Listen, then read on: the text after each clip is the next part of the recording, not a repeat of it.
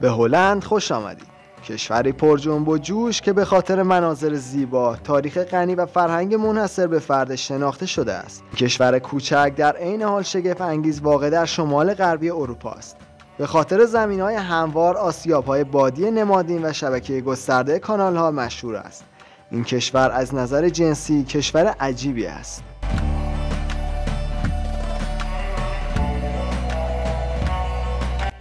هلند که اغلب به عنوان هلند شناخته می شود، در شمال غربی اروپا واقع شده است.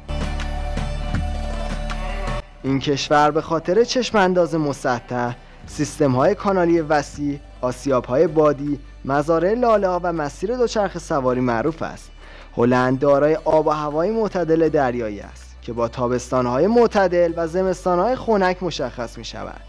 پرچم هلند از 3 نوار رنگی افقی تشکیل شده است: قرمز در بالا، سفید در وسط و آبی در پایین. تصور می شود رنگ‌ها نشان دهنده یک نماد هستند. قرمز نماد شجاعت، سفید نشان دهنده صلح و صداقت و آبی نشان دهنده هوشیاری، حقیقت و وفاداری است. از سال 2023 جمعیت تخمینی هلند 17 میلیون نفر است که اگرچه این تعداد می تواند متفاوت باشد. مساحت هلند تقریباً 41543 کیلومتر مربع، بر حساب میشه 16040 مایل مربع. بیشتر معروفیت هلند به چند چیز است: آسیاب‌های بادی و مزارع لاله، کانال‌ها به ویژه در شهرهای مانند آمستردام، کمک به هنر با نقاشانی مانند ونگوگ، رویکرد مترقی به مسائل اجتماعی، از جمله یکی از اولین کشورهایی است که ازدواج همجنسگرایان را قانونی کرد، فرهنگ دوچرخه سواری قوی. این 5 چیز باعث شده معروفیت هلند چند برابر بشه.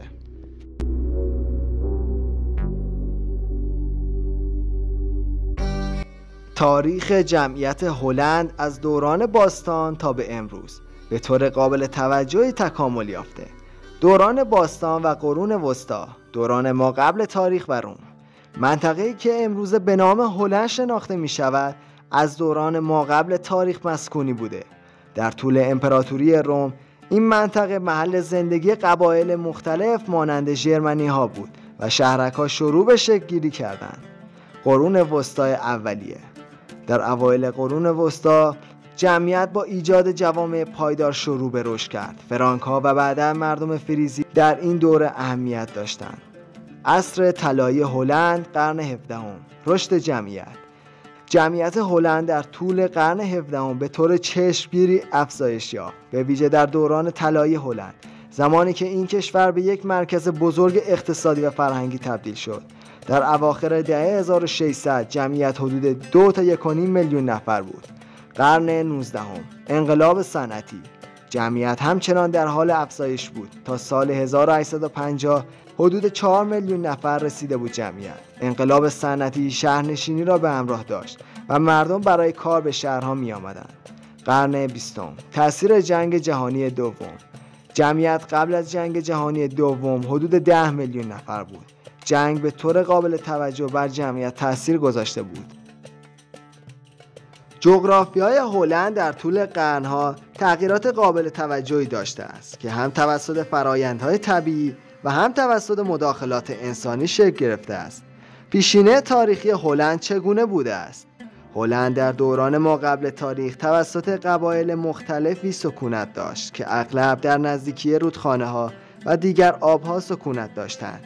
مشخص این منطقه باتلاق‌ها، رودخانه‌ها و تپه‌های کوچک بود. دوران روم، رومی‌ها بخش‌هایی از هلند کنونی را اشغال کرده بودند و زیرساخت‌ها و مراکز شهری را ایجاد کردند. اما همچنین اهمیت رودخانه‌ها برای تجارت و حمل و نقل به رسمیت می‌شناختند. دوره قرون وسطی، در طول قرون وسطی چشمانداز هنوز عمدتاً روستایی بود و دهکده‌های کوچک و شهرهایی در اطراف مسیرهای تجاری توسعه می‌یافتند.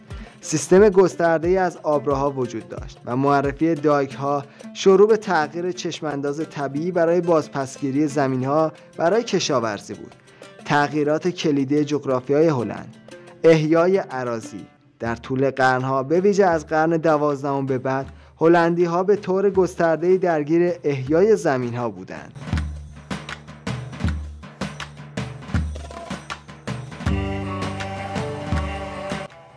هلند نسبت به تمایلات جنسی و سلامت جنسی بسیار دیدگاه‌های متفرقی نسبت به کشورهای دیگر دارند. چارچوب حقوق جنسی هلند یکی از اولین کشورهایی بود که ازدواج همجنسگرایان را در سال 2001 قانونی کرد که نشان دهنده تعهد قوی به حقوق و برابری LGBTQ است.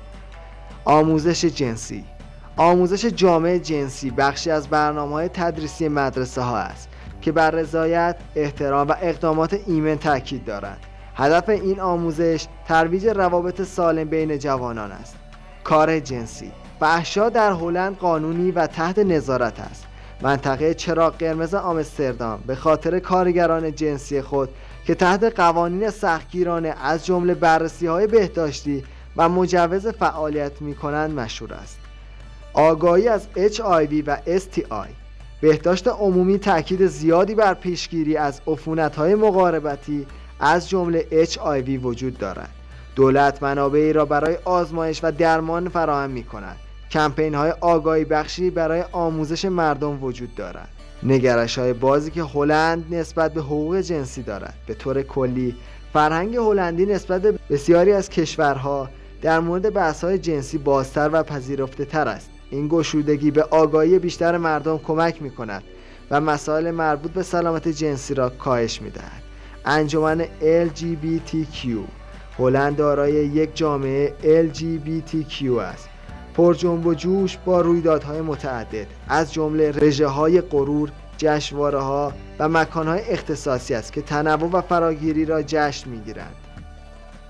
اقتصاد هلند دارای یک اقتصاد بسیار توسعه یافته و رقابتی است که به دلیل سیاست‌های تجاری لیبرال، زیرساخت‌های قوی و مشارکت‌های قابل توجه بخش‌های مختلف از جمله کشاورزی، تولید و خدمات شناخته شده است. رشد اقتصادی هلند دارای تولید ناخالصی داخلی قوی است. آن را به یکی از بزرگترین اقتصادهای اروپا تبدیل می‌کند. اقتصاد مقاومتی و نرخ رشد متوسطی را نشان می‌دهد که با حمایت مصرف داخلی و صادرات قوی همراه شده است. روابط تجاری اقتصاد هلند به شدت به سمت تجارت بین‌المللی گرایش دارد. از موقعیت استراتژیک خود در اروپا بهره می‌برد و روتردام یکی از بزرگترین بنادر جهان است. این کشور بخش صادراتی قوی به ویژه در محصولات کشاورزی، ماشین‌آلات و مواد شیمیایی و فناوری دارد. کشاورزی هلند پیشرو جهانی در صادرات محصولات کشاورزی است که به دلیل فناوری و شیوه‌های کشاورزی پیشرفته خود شناخته شده است. هلند یکی از بزرگترین تولید کنندگان گل، سبزیجات و محصولات لبنی در جهان است. بخش خدمات که شامل امور مالی، تجارت، حمل و نقل و گردشگری است. آمستردام پایتخت اقتصاد هلند است. هلند به عنوان یک کشور پر جنب و جوش شناخته می شود که به دلیل میراث فرهنگی غنی، روحیه نوآورانه و تعهد به پایداری شناخته شده است.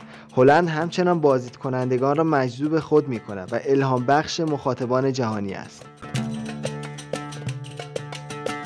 خب دوستان، این ویدیو هم تموم شد. ممنون که ویدیو رو تماشا کردید. امیدوارم لذت برده باشید. ممنون میشم که در کانال یوتیوب من عضو شوید و با کشورهای دیگر آشنا شوید. تا ویدیوی بعدی، خدا نگهدار.